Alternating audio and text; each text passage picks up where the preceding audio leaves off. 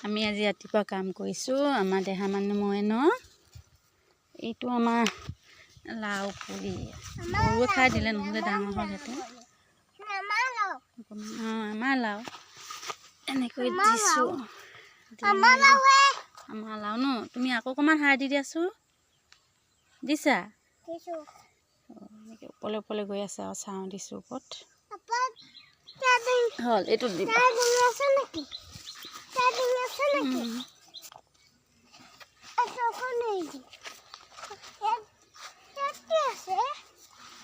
ইফালেও আছে, ইফালেতো ইয়াতো কলি দিছে ধুনীয়াকৈ, ইয়াত বহুত আহিছে। সেইকাৰণে আজি আমি ৰাতিপুৱা কৰি দিছোঁ।